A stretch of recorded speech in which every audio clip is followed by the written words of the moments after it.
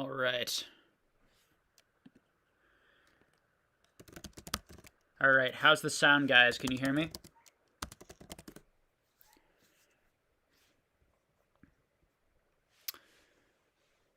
Are we live?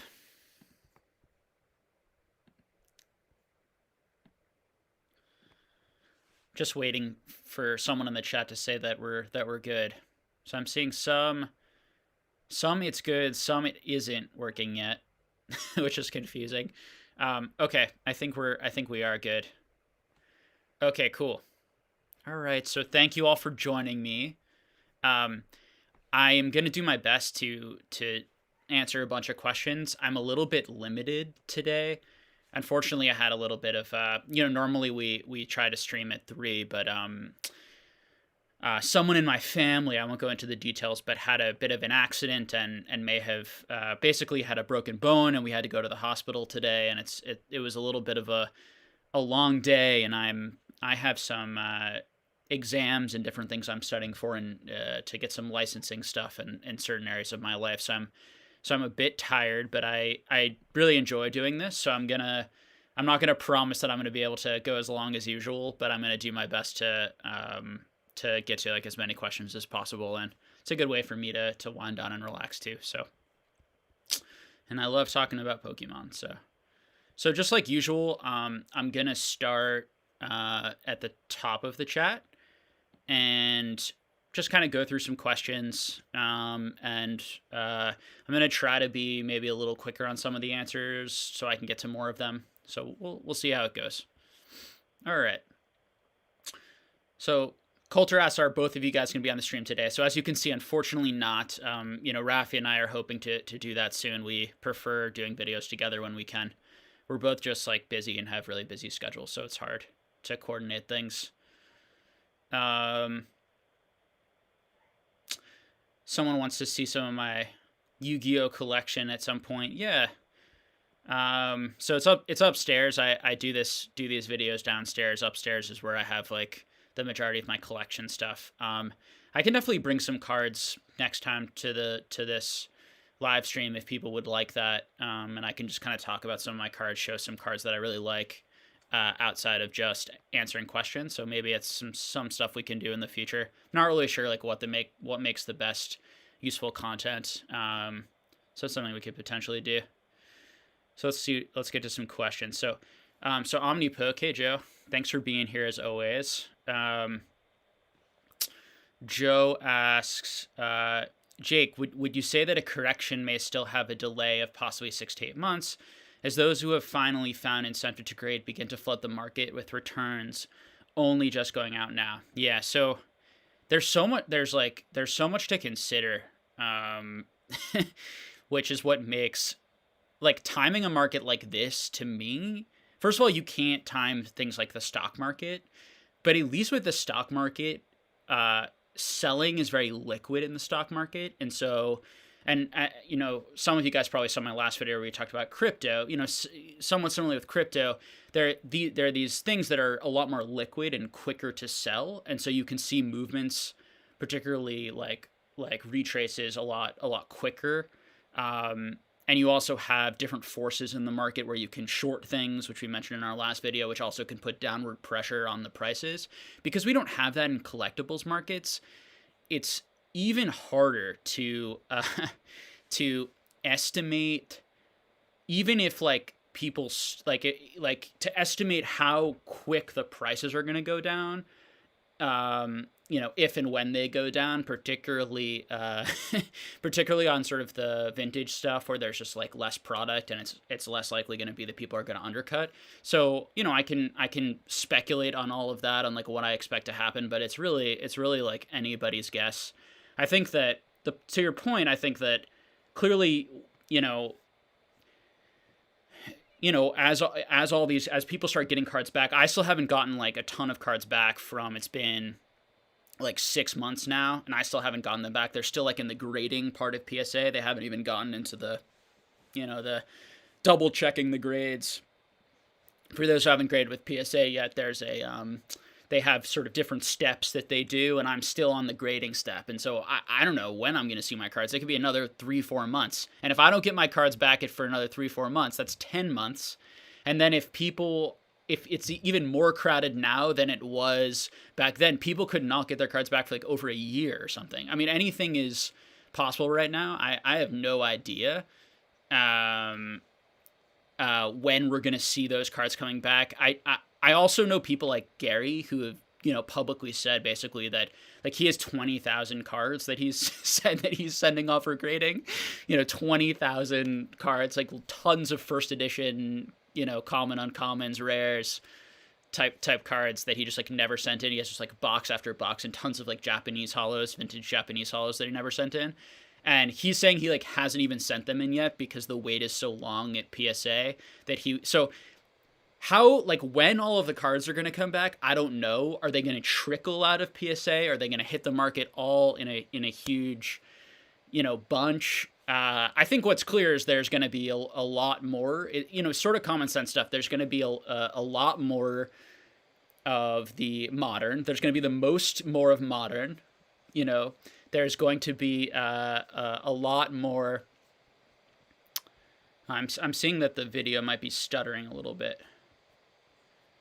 You guys let me know if that continues. But there's going to be a lot more, like the more of modern coming out to the market, and then there's going to be the most of, things like commons, uncommons, unlimited cards, and then there's going to be, commons and commons first edition, and then a lot of the holos have been graded. So a really good thing to think about and keep in mind is that cards that always had a lot of value, and this is really the expert part of it, or the important part of it. The biggest tip to think for yourself on this stuff is that cards that already had a lot of value, already likely most of them got graded, because a lot of the people who graded all of these cards were people like Gary, like Rusty, who have been grading cards for years. These high-end cards, graded a decent amount of them, and so cards that were not over $150. A year, 2 years, 3 years ago, they may not have ever been graded until now, and a lot of those might come onto the market. So we just don't know, and we don't know the effect, and we don't know how, like what the, like, are people going to be wanting those cards for their collections? Are people going to be flooding the market with those sorts of things?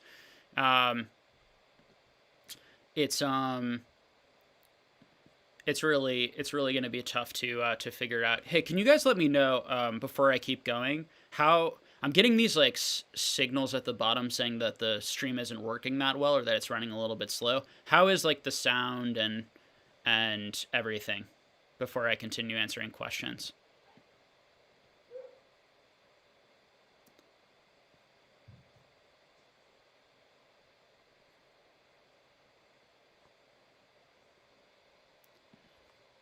Let's see.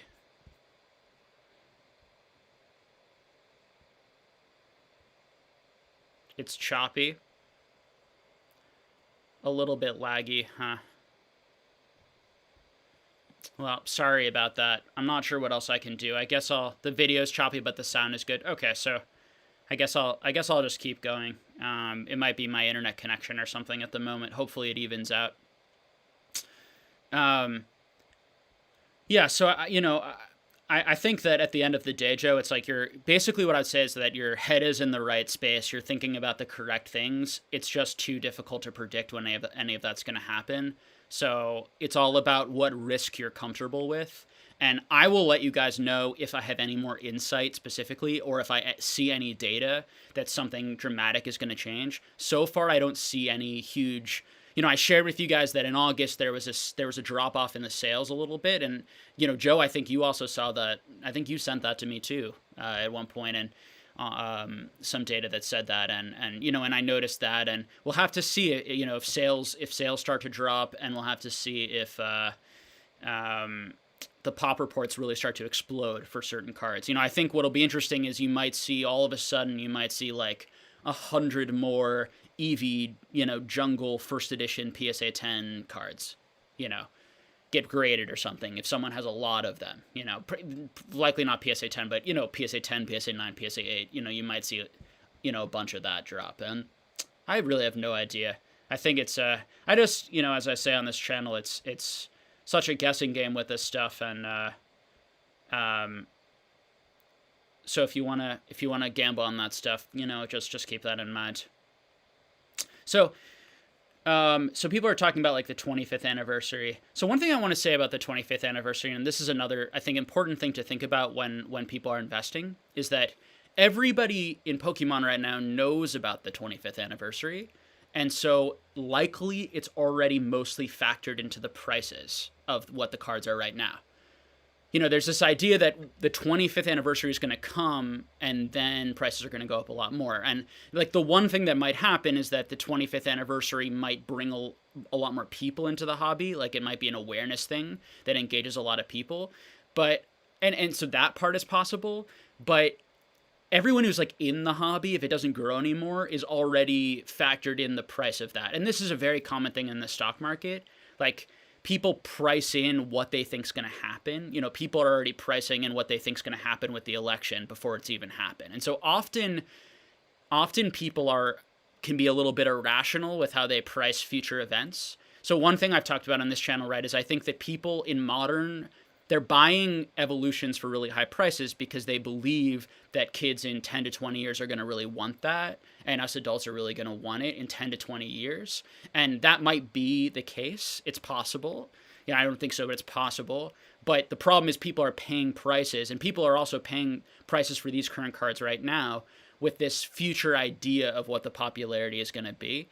And so that's the type of thing I worry about also with the 25th anniversary, is that people are thinking that things are sure things when they're not, and already pricing that into the prices, and that's already reflected in why the prices are high in certain things. So it's just something to keep in mind. I do think one thing that could help with the 25th anniversary is if it actually gets a lot more people, gets a lot more awareness out there. What will help with the genuine growth and stability of the hobby and for prices to continue to go up is to keep the demand really high by more and more influencers and more people talking about Pokemon and sharing it. That and if the 25th anniversary helps that, and people make videos on it and spread it around, then that's definitely would be a plus in terms of the prices going up going forward. So Joe asks, different Joe asks, do you think with the craziness of resale boxes, we should be concerned when buying Harry Potter boxes as well? Probably not on Harry Potter, just because they're not that expensive, but sure. I think you always have to be concerned with everything. I think buying from reputable sources is always the best bet. Generally, when things look too good to be true, they often are, unfortunately, in these hobbies. And so if you get like a really good deal on something way below market, there's a pretty good chance it's probably fake, because why would they sell it so low? So I generally wouldn't buy someone's story like, I just need to load this off and I don't really know what it's worth. Those type of things. Like, it's possible. It's just very unlikely with the internet nowadays that people can just look up prices. And so I think buying things from reputable sources, particularly if you're spending a lot of money, is really worth it. And I've seen there's been a sort of an uptick. Obviously, there's been this like very public fraud that we've seen, but I've also heard just like rumblings of like other people trying to sell like fake booster boxes, like a little bit of an increase. It's always been an issue. Even before this, there were fake boxes, people selling fake boxes. I've heard about it since I've been in the hobby, but I have heard about it more frequently in the last couple, 3-4 weeks. And as I've said on this channel, fraud and abuse is often comes with bubbles, because people don't actually have confidence in what's going on, and also, in the actual value of things. So they two things happen, right? One, people don't feel the confidence in it. And two, there's so much greed that it attracts people who are willing to take advantage of that greed, basically, and scam others. And it's gross stuff. We saw a lot of fraud, for example, in the housing bubble, in the housing crisis in this country, which inflated the prices even more, caused a lot of problems. These types of things like shill bidding and inflating prices and giving, that stuff really it throws gasoline on a bubble, basically, type of stuff. And again, I know I need to say this because people don't like listen to the nuance on my channel. I'm not claiming that Pokemon is in a bubble. And when I say a bubble, that means like I'm not claiming it's going to burst and we're going to fall 80%. It's possible. Again, I don't know how quick it's going to fall. I don't know when it's going to fall. I'm just going to continue to point out these signs to people. All right. Yeah, so, with Harry Potter, I had someone make a comment to me, just like saying that I'm like pushing Harry Potter and I'm responsible for like the price of Harry Potter booster boxes going up and these sorts of things. And like, it's possible that I like have, that people have seen me talk about Harry Potter, looked at it, and thought it was like a good investment and bought it for investment purposes, and I have pushed up the price. So like I have to admit that like me talking about Harry Potter might push up the price, but I think that we have to, as I've said on this channel, I'm not hyping Harry Potter. I'm not telling people like buy Harry Potter. Only buy Harry Potter if you really like Harry Potter. I have no idea how many of those boxes exist. You might get if you're buying a lot of that for an investment, you might lose a lot of money. I have no idea. I will say that, and as I said on this channel, it has better value to me personally than buying a, $20,000-$30,000 booster box. I'd much rather spend $20-$30. Now it's gone up to $50-$60 for the lowest boxes, and the other boxes have all doubled and tripled too in value. Harry Potter's like tripled in price. Everything's tripling in price. It's crazy. That, I mean, I wouldn't like, I would say the same thing about that. Like, that's pretty ridiculous and speculative. Obviously, a lot of people are jumping into it because they really liked it like me all at once, and there just isn't a lot of supply, and so it really jumped up. It's possible. Or people are investing and speculating on it and buying a lot of it up and trying to drive up the price and then are going to try and flip it into the market. So just be careful buying Harry Potter to make money. Just be careful with buying Pokemon to make money, particularly if you are not like very well off and can't really afford to take big losses in these sorts of things and aren't very experienced in flipping. All right. But yeah, I mean, it's still like, particularly the cheaper boxes are still like very, like you can spend $45 to open a box from 1999 if you or 2000 if you like the art in it. Like that seems like pretty fun and pretty cool, to me. I think that's just sort of my opinion and common sense. But again, please don't get it twisted what I'm trying to say. All right. Bleed Teal says, how do you stay engaged with the market? Where do you look for numbers and other relevant data? Would love some insight on how you track the market and specific cards. How do you stay engaged with the market? So I do a lot of like, I look on eBay a lot. I look at a lot of sold listings. I look at PokemonPrice.com. I look at the PSA website. I look at the Beckett website. I have had a few people, interestingly, which is kind of cool, a number of people contact me recently who have wanted some to kind of pick my brain on on projects they're working on, and they're working on maybe making like a better, a better site than PokemonPrice.com that's a bit more accurate, that has that you can do a bit more with the information. I know like James from Z&G Emporium has his site that he updates once a month, but this would be a site that would really track the data live for you, and would have really good data points in it. And I told them that basically, like, they asked me like, do you think that would sell? Do you think that there's a market for that? Do you think people would buy that? And I said, absolutely. They have that in comic books, in sports cards. There are people who offer those sorts of things. I think in Pokemon, people certainly who are dropping lots of money would pay $10, $15 a month for a site like that. I'm not affiliated with these sites in any way. I don't have a foot in the game. My only concern basically is for you guys to invest well, for you to not waste your money, to enjoy yourself and get good collections. So I will, if those end up being good sites and I use it myself, I will do like a review on it. I'll talk about like, is it worth it? Is it not worth it? That sort of thing.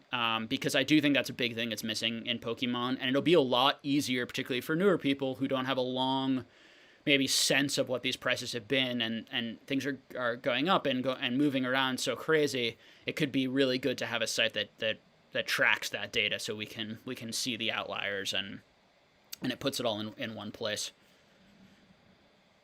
So Ninja's saying, sorry to hear about my family. Yeah. Thank you. And my studies. I appreciate that. Thanks, guys.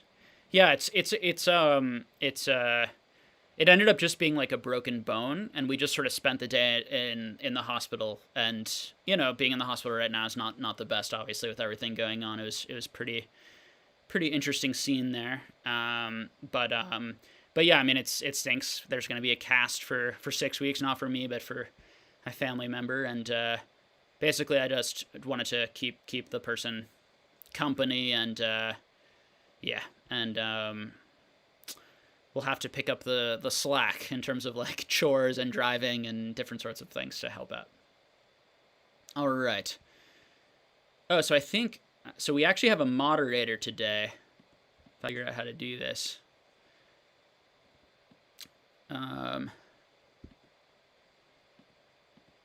That I wanted to make moderator.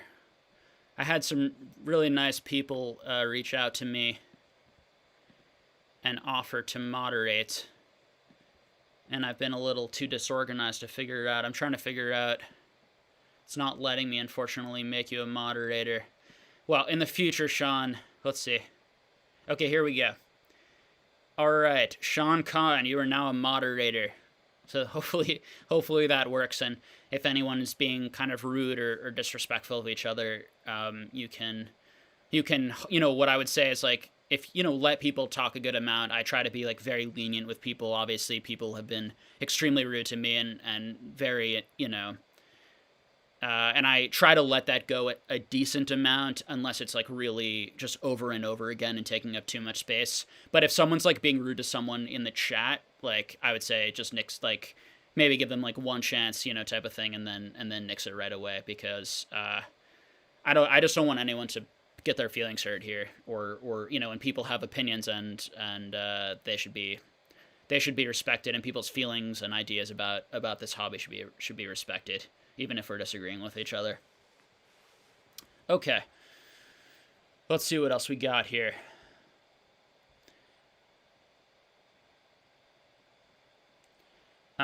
Okay, Gus asked Jake, compared to the non-holo cards like Base Jungle, should we be worried about people sitting on piles of ungraded WotC holos? So, the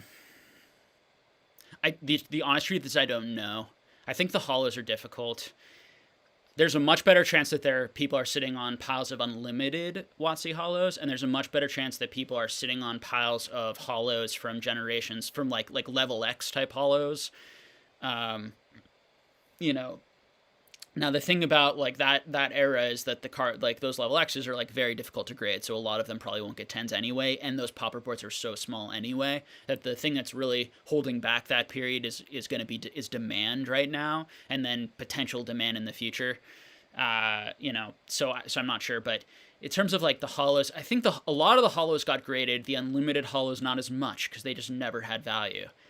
Base set unlimited. There's so many base set unlimited holos out there, and that's when I get really worried that people are paying a lot of money for like 6s, 7s, 8s. It's like 6s, 7s, and 8s are what you're gonna find in a lot of childhood collections, to be honest. Like people who actually put their cards in a sleeve, a lot of them are gonna survive in 6, 7, 8 quality. It's just very rare for them to survive in like 9, 10 quality. Not coming right out of pack. So I would just be really careful with that, because I think that, obviously those booster boxes have just ballooned to an unbelievable price, and so people I think are thinking like, well, that's got to make all of the lower grade cards valuable too. I think that with a set like that, it's just so easy to get. I have like 1,000 probably base set holos that are like in 6, 7, 8 condition ungraded, and I could like and there are a lot of other people who have a lot of them too, right? I have binders and binders because I love those cards, and I got them for nothing. I was getting them for like under $1, buying them in huge collections and stuff. So there are just so many out there. There were so many printed, 9s and 10s. I went through them, and a number of my holos were potential 9s, and I might start slowly grading those of the unlimited. In terms of like the other sets, yeah, I just be careful unlimited. I think there are less Neo unlimited. Interestingly, like I just don't think Pokemon printed nearly as much. There seems to not be a lot of first edition, but there also seems to not be that much unlimited for my just like really speculative, take this for what it is just someone like who's been pretty engaged for 3 years. It's not like I know the print runs or anything like that. That's just like the best guess I can make. Yeah, so again, it goes back to what I said before. It's all about, was there incentive to grade it before? You know, when you look back, if you look back like 2-3 years ago, if the value is like over $200 of something, there's probably pretty good incentive for people like me to grade it at that point, and so most of those are probably gonna have probably already been graded. Whereas anything that was under, like all the level X's were not very valuable, particularly like a lot of the nines. I was buying them for like $10, $9, and PSA 9, $12. You know, I was getting them really good deals on auctions because people were like fire selling them sometimes. But like, you know, I think at that time a fair price would have been more like $25, $30 probably. You know, so, but that's just not enough money for the majority of people to grade, particularly from Europe. I've had people contact me from Europe who have like a lot of that, for example, and just never graded it and are sitting on it because it costs a lot of money for them to send it in and get it graded, and the margins just don't work. So, let's see. Pokemon Hollow asks, would you sleeve a first edition base in a Ziploc bag or ram it into a top loader? All right, and then he says there's some sort of video. I didn't see this video that someone did that. So you're referring to some like awful thing that you saw. Yeah. Oh my god, the videos going on right now, guys. Like, I'm not sure how many you've seen, but like, and I talked about this last week, and I'm, you know, continue to talk about it on my channel, but it's just more and more big YouTubers capitalizing on the attention that Pokemon is getting, trying to get their views up, trying to make some money off of it, saying outrageous prices, you know, ridiculous nonsense about how much the cards are worth. It's basically doing all of the stuff that I don't like, you know, that I criticize or I'm harsh with for some of the PokeTubers in our space.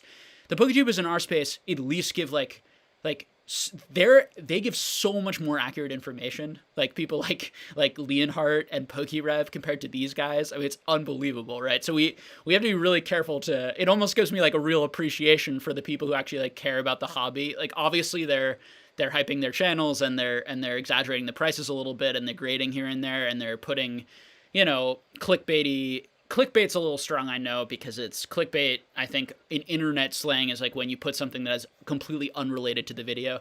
I use clickbait a little bit more generally, just anything that like really grabs, you know, someone's attention, focuses really on the money. You know, you holding like like a lot of money in your hand with a card, like that feels a little clickbaity to me.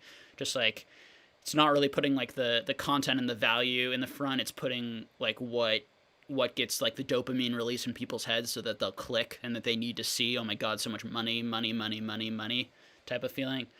Yeah, so it's really given me a new appreciation though for our YouTubers, and you know, I think in some ways it's kind of sad, right? But it, you know, in another way it shows that this is YouTube. This is the YouTube culture in a lot of ways. It's there's a ton of competitive people trying to make a living. There's so many people in the space, and everyone is fighting for basically your attention, and they're gonna like one up themselves with hype and clickbait and all these sorts of things. So just be careful that you don't listen to these are not people and videos giving you accurate prices. Try to spread that information around out there. If you can, do it in a respectful way. You know, don't like, you know, try not to call them idiots or you know, and people following those prices idiots. Try to do it. I would suggest trying to just educate people, right? Trying to be friendly, help people from overspending on things. Okay. What do you think? Listen closely asks, what do you think on the investability of the embossed Magi 1999 and no number Topson, both graded raw for the short and long term? Yeah, so I always really liked the Magi 1999 cards. Those are the least talked about of them, and I have some of those as well because they were always really low priced. I really think that they're cool looking. I would check them out if you haven't checked them out to see if you like them, for anyone who hasn't looked at them yet. In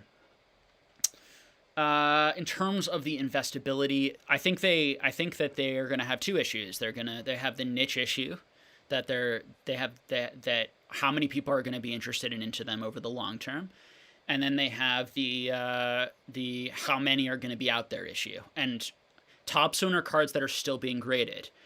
They're still going to be a lot more graded. As you heard in my last video, you know, Brian is grading 500 of them. So, and there might be other people, right? And I do have a connection in Japan who's continuing to grade them, and still has them, and still has a couple unopened boxes. I don't know how many more are out there. The pros of them, I think that they're really cool looking. That's subjective. Not everyone's going to think that they're cool looking. I think you need to decide that for yourself. I believe they're very cool looking. I think other people genuinely like a lot of those cards, and are not just buying for. I don't think everyone's just buying those cards for hype and to make money. I think people really like the look of them. I know I really like them, very genuinely. And then in terms of the investability or the value assessment, they're old, right? They're very old. They're very difficult to grade. And so if there aren't that many left in the world, and they're always going to be older than the original cards, they're always going to have those cool full arts, full art look.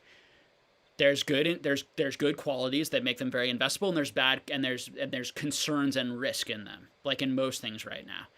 I think it's really funny on this channel. I get these comments once in a while, like people just are thinking so black and white right now, from my view.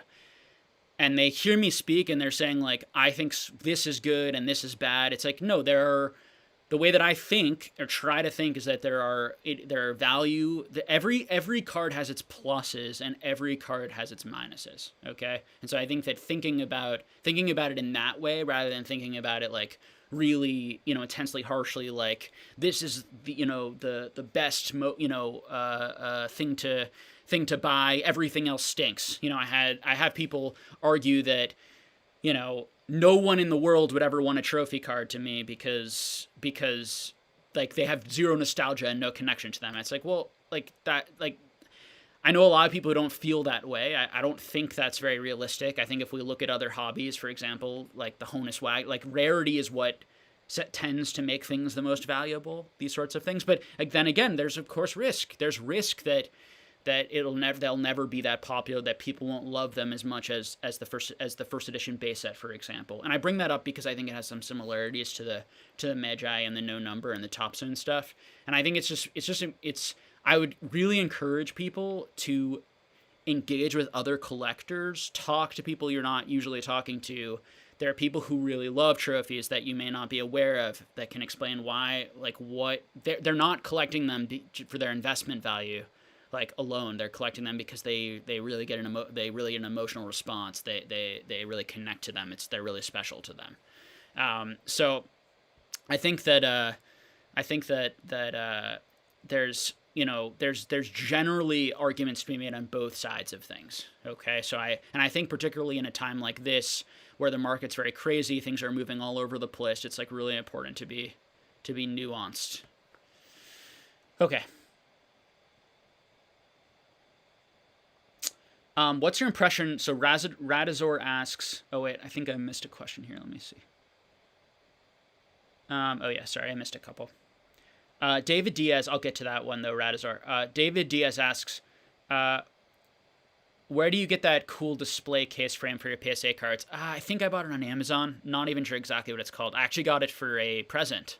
Someone in my life bought it for me, which was really nice as a gift. But I think it was just one of the ones on Amazon with the protector, the UV ray protector or something on it. What is your opinion about Toys R Us or Build-A-Bear promo cards? Honestly, I don't really know much about them. I've certainly seen them. I own some of them. I don't think I'm enough of an expert on. There are so many cards like that. I guess what I would say is that there are so many brand cards like that. I think generally the ones that were sort of did the best and had the most popularity and maybe the most history are the McDonald's, probably. But you also have like Domino's, you have a 7-Eleven promo cards that were really beautiful and cool, some old Japanese ones. And I certainly have seen Toys R Us, and I'm not sure I know what the Build-A-Bear ones are, but I definitely know I have some of the Toys R Us ones in my mind. I would say like collect them because you really enjoy them. It's possible they'll go up. I think it's probably unlikely unless they're pretty rare.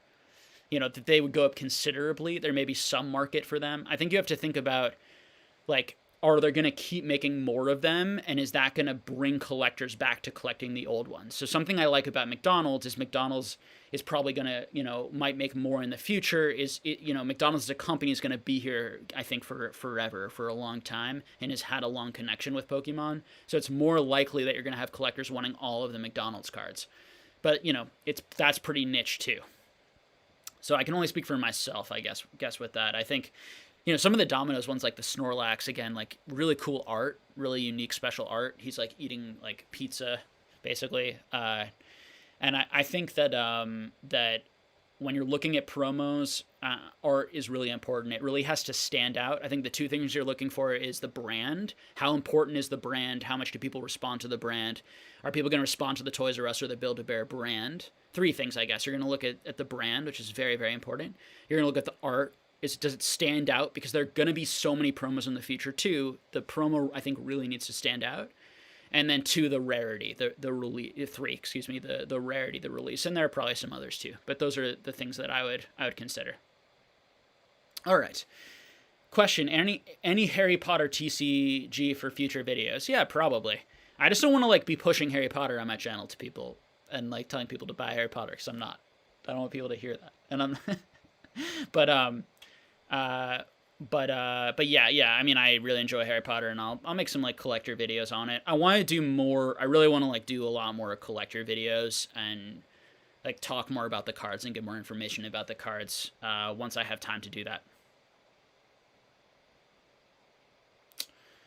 Okay, let's see. So Radazor asks, what's your impression on the last PWCC auction block and the going prices, mainly on the few trophies and the big Zards? So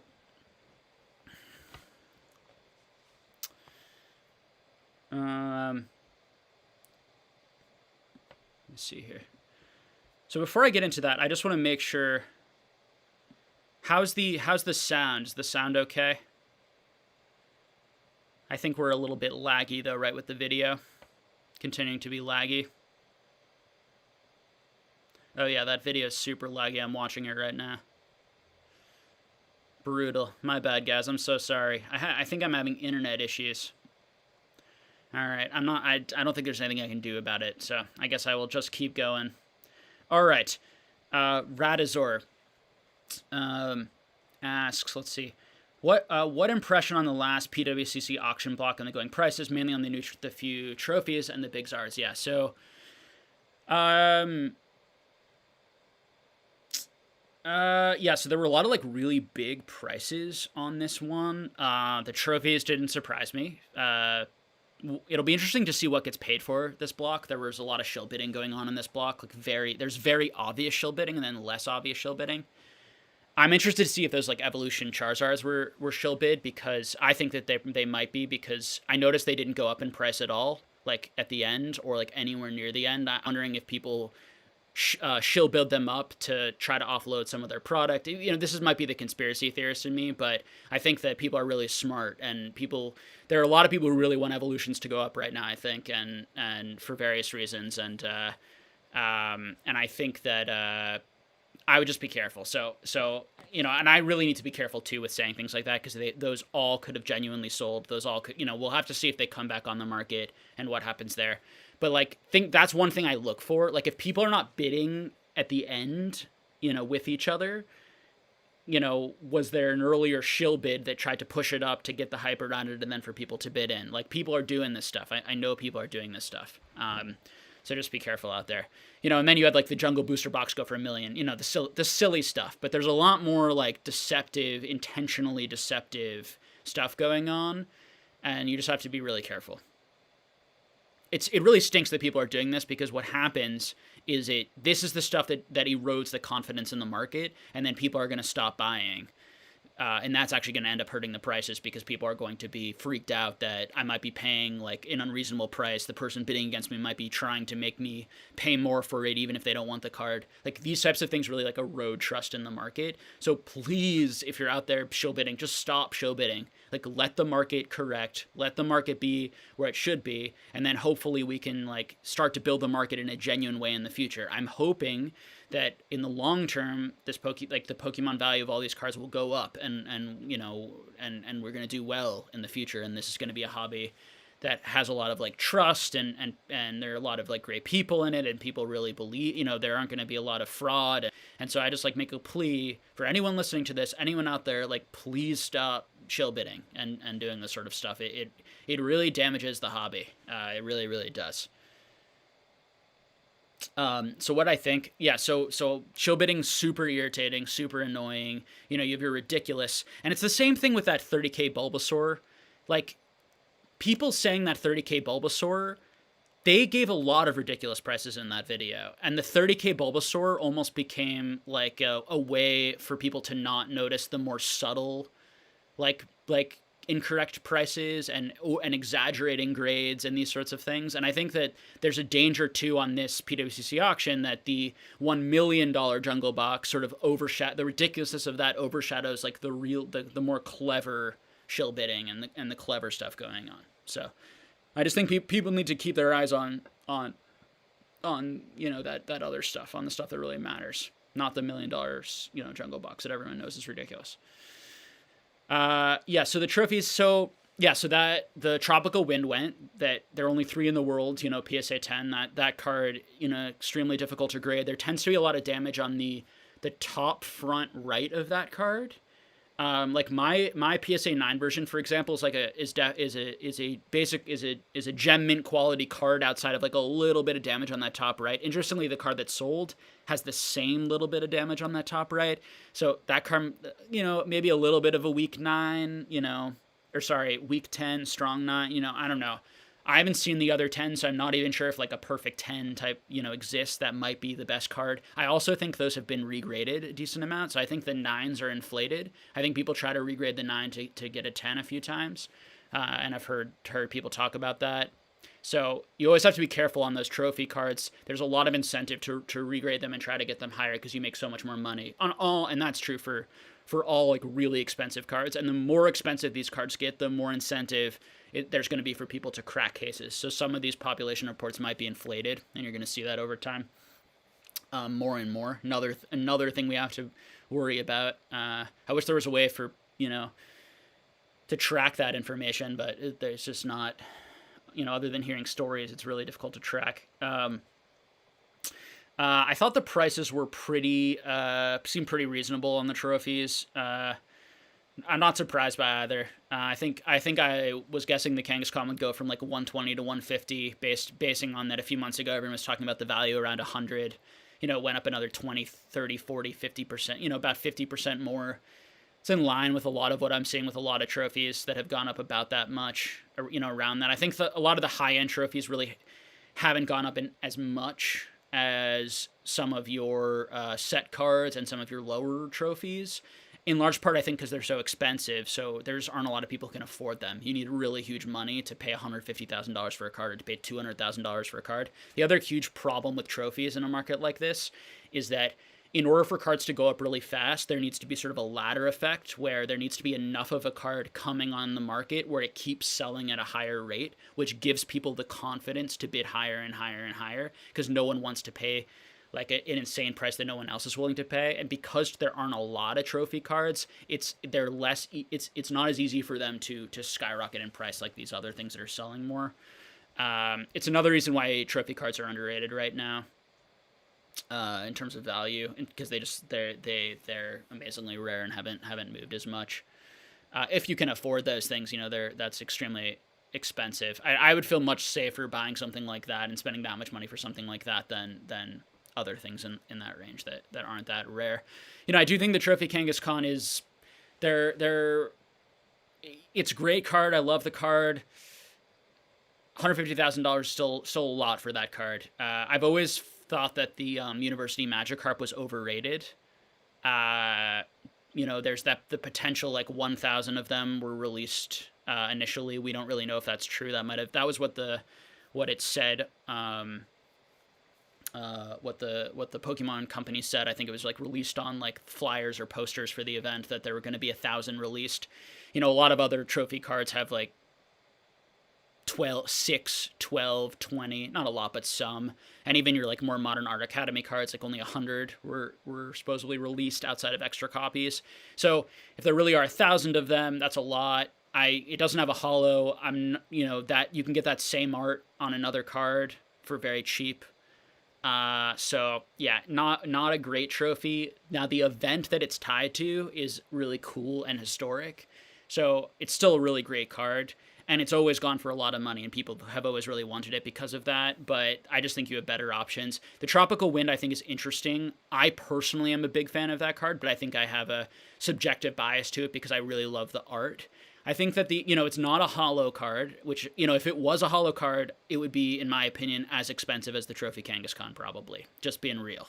So, it's harder to grade. There are a lot less 10s. Should it really go for only 65,000, even though there are less of them than that Trophy Kangaskhan in 10, and why is it going for so much less? Is it really like less historic or less interesting? I think it's because it doesn't have a holo card. I think the art is just as cool, but I have to say, the art on the Kangaskhan, amazing. The holo on it, amazing. At the end of the day, these things are worth whatever people are willing to pay for it. So what I would say is try to make up your own mind about what you like the best and go after that one, and try not to chase the money too much on some of that stuff, because like, I do think that like there can be huge differences in these trophies and prices, and yet you're sort of, when you look at the data, it's like, why is there such a huge difference? There doesn't seem to be that much reason for it. So a lot of that is price inertia more than rationality and logic. So things to think about there. Yeah, sorry, I talked for a long time on that question. There's a lot of different stuff to say that was not even exactly that question, but related to that question. Okay, Ernesto asked, question, would you grade a Dark Charizard Unlimited for $89 PSA Express? If you expect an 8 grade, I don't want to sell as a collector, would you grade? So I don't give exact information on this channel about specific cards because I just think it's irresponsible. I think you should take the information that I try to give generally and make those decisions for yourself. There's a lot of tough decisions right now, so I'm not saying it's an easy decision. Let's see if I can give you anything else on that isn't like the exact answer. So would you grade a Dark Charizard Unlimited for $89 PSA Express if you expect an 8 grade? But you don't want to sell it. So if you don't want to sell it, then first of all, there's no rush to grade. You can, as long as you keep it like in double sleeved and top loader, you keep it clean, these sorts of things, you know how to keep it, you keep your cards in good condition. Like, you don't have to grade it. You can grade it in many years from now if you want. The only reason to grade it would be like maybe if you think PSA is going to like get more expensive or something, they're going to charge more for grading and you want to save a little money there. That seems like it could happen, but it's probably only be like $1 difference or $10 difference if it does. So I don't really know why there'd be a rush to grade it if you weren't going to sell it, unless you want it graded because you like graded cards. Like, I love graded cards. I get certain cards graded, completely as a collector. In fact, I get a lot of cards graded completely as a collector because I like the way the cards look when they're graded, and I like putting them in stands, and I like displaying them. And I think that I love binders. I have complete binder sets of a lot of the sets that I really enjoy. But I also really like just like putting them out, and so graded cards are really great for that. So that's what I would say about that. That if it's just collecting, do whatever makes you happiest. And that you can afford. It's all about, don't spend money that you can't afford, thinking that you're going to get the money back by selling the card. I think that's a bit dangerous. Need a crypto, let's see. Need a crypto that can tokenize Pokemon cards. Imagine being able to hold a fraction of a first edition base box, lower the barrier to entry, and may bring more money into the hobby. Yeah, so that's part of what was being talked about in the last video. And I've heard Rudy from Alpha Investments talk about this. I've heard other people talk about this in the hobby. I don't know Rudy, obviously, like, not obviously, but I've never talked to Rudy, so I don't really know him as a person, but I've never, like, no one I know firsthand has talked to me or heard about this, but it sounds like it is happening. He's talked about it. Other people have talked about that. There are these companies where you can buy, and I've actually, to be fair, I actually, now that I'm remembering, after I saw his video, I looked it up and I actually went to the website where you can buy fractional shares of things.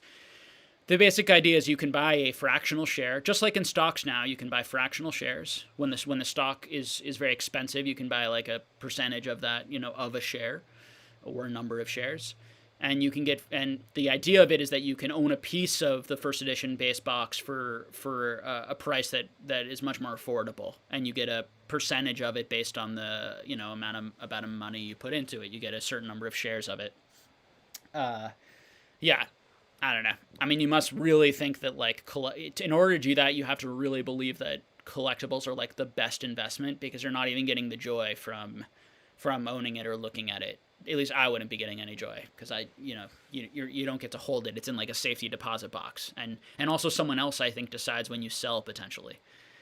No, actually, that may not be how it works, because you could probably sell your fractional shares to someone else who's willing to buy the fractional shares, if someone's willing to buy it. Or I imagine there's also a system where, like, they'll sell the item and they'll give you the amount. I have no idea. We'll have to see if, like, that becomes a thing. And it's certainly revolutionized in a lot of ways the stock market. So all of these, like, Robinhood apps and all of these things, it basically allowed what stocks used to do is they used to split their shares. And what that means is that, when a stock price would go really high, they would split their share, which means that you could now get that share basically for half price, and everyone who owned that share would now have two shares for each one share that they owned, worth 50% of, so they'd still have the same amount of money in the stock, just double the shares. And they did that to make the shares more affordable for people. Big companies have also, what they've done is added different types of shares, like cheaper shares that you can buy. Berkshire and Hathaway is a great example of that. They have the Class A shares that are, $300,000+ and they have the B shares, which are, considerably more affordable, but are still expensive. So that's sort of where that idea comes from. How to get more people putting their money in it who don't have the money to buy the product with the whole product. Okay. So Mitch says, if you haven't already covered this, could we get your thoughts on Collectibles Guru and his first edition booster box that was broken live earlier this week and found to be resealed? Yeah, I have no idea. Super weird video, right, guys? Like, what? Like, we could come up with, like, theories about what happened there. I don't know. I liked Z&G Emporium's video on it, where he was just like, I think it's pretty common sense that if you see a box that has those little lines basically on the top of it, it's because that box was, like, folded up, and that's where those lines, it was opened and the top was folded up, and that's where those lines come from. So why do you think this is real? And why do all these experts think it real, and they're willing to spend this much money? And why do Collectibles Guru seem so anxious? These types of things. Why did he seem so anxious?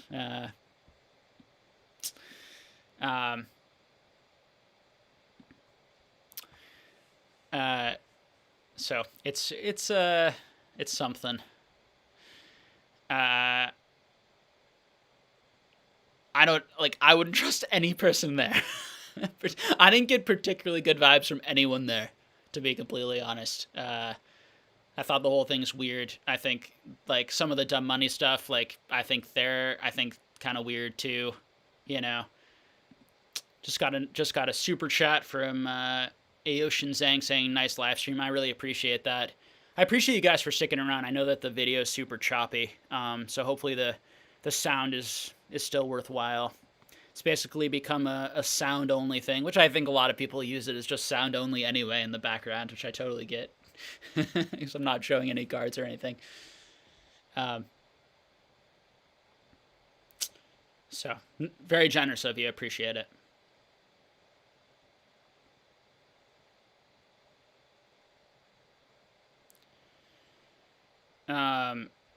Yeah, I think the last thing I'll say on that, which I touched on a bit earlier, is just just got to be really careful out there right now. Like, try to buy from people who have good reputations, who have earned them over a long period of time, and who also, frankly, have a lot to lose if they cheat you.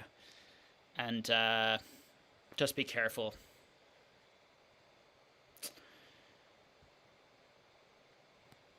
All right. Shu asks, how do you feel about the newest set coming in February? Do you feel like they're making too many shiny card sets, making them less desirable? Love the channel. Keep up the great work. Yeah, so that's the point that I made a few months ago.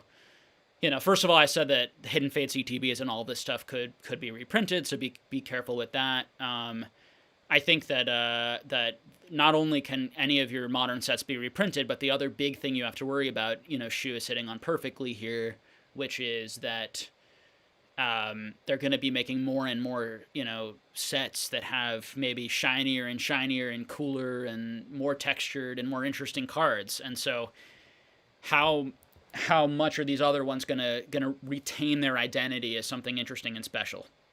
And that's something we don't know. We don't know yet. So I think that just anyone who's saying that for sure these things, like I think some people are buying a lot of these sets feeling very confident that kids in 10 to 20 years are going to think that a lot of that is already priced into the market. And I don't think that's necessarily going to happen for a lot of reasons I've talked about on this channel, but also the one you're bringing up here. It's hard for Pokemon because Pokemon is gonna it wants people to buy the cards. Like, people are chasing the Charizards, people are chasing the shiny Charizards. It's, if they don't have a Charizard in a set and they don't have shiny cards in the set, it might not do that well, and then they might leave a lot of money on the table. On the other hand, Shu, exactly what you're saying here. Are they gonna push people away in the long run? And by we talk about power creep in hobbies, power creep in terms of the playability side, but there's also power creep in terms of the collectability, we could say, or it's sort of like the more and more shiny and crazy and that you make it harder and harder to keep upping yourself, keep creating that rush, that excitement, that chase. And if the chase disappears in modern's gonna be dead. If people don't feel excited to open that shiny Charizard and find it, and people clearly still feel that feeling right now, but if that stops because there's too many of you, or they're done too quickly, that's going to be a real problem for the viability side of modern. Absolutely, Shu. So that's a great point. I think that there are other things that Pokemon might do. I think if you look at what modern sports has done, you can see how they have created chase, which is creating special one-of-ones, doing autographed cards. So could Pokemon one day do something really cool? How about hand-drawn, original one-of-one arts by illustrators and then signed by them? That would be freaking amazing, right? Things like that. Will they ever venture into that to keep up the collector interest? And are they going to care more about collectors going forward? Because I know that there's this theory that they care more about the players, but I think in a lot of ways that's before this mania of adults getting back into it. And I think if adults really stay into it and engage in it, there's a big market of new kind of collector adults in it now buying modern, and I think that they're probably going to want to appeal to them, and so you might see it move more towards sports cards, which is really geared towards adults. Those one-of-ones and those really expensive cards are geared toward adults. So we'll see what direction Pokemon takes. It'll be interesting to watch. So Ninja asks, curious to hear your thoughts on Yu-Gi-Oh! Obviously you have those early Bandai sets that predate the TCG, but what about those early TCG cards from the 2002-ish? Are they worth collecting? I'm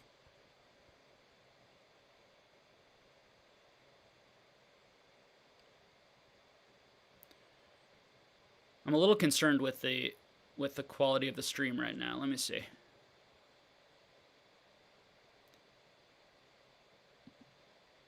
I'm gonna take a second to try and fix the stream a little bit.